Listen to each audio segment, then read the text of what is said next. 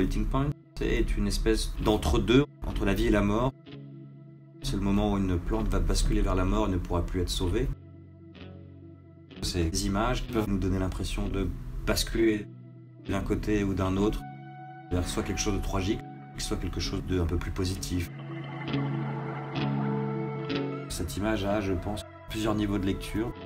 Elle raconte ce qui se passe dans cette maison à ce moment-là, mais elle a aussi une atmosphère qui peut toucher. Dans la forme de cet homme, dans la façon dans laquelle il danse, on est plus dans la vie que dans la mort.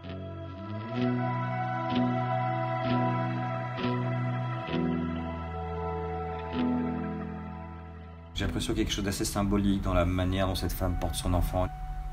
La lumière qui lui donne une sorte de deuxième vie.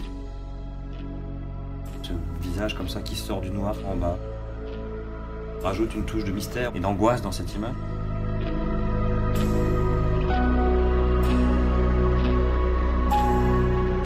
L'idée c'était de sortir des images qui n'avaient pas eu vraiment leur place dans les magazines.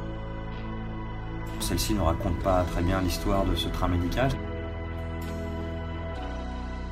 Mais pendant ces quelques années, elle est restée à mûrir un peu dans mon cerveau. Moi, je la trouvais très belle. Et les images qui restent, comme celle-ci, c'est qu'a priori, elles ont quelque chose. Il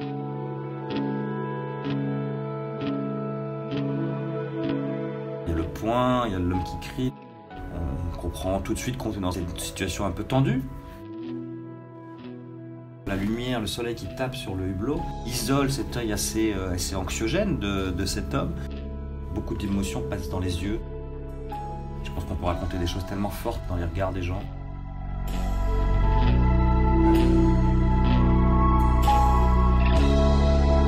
Cette image peut nous donner l'impression d'une planète sur laquelle on vit qui ne va vraiment pas bien et où l'avenir est très incertain. Je pense qu'elle peut toucher sans qu'on comprenne absolument qu'on est au Kyrgyzstan, qu'on est dans une mine de charbon polluée. Je pense qu'elle a quelque chose à elle seule, une espèce de deuxième vie.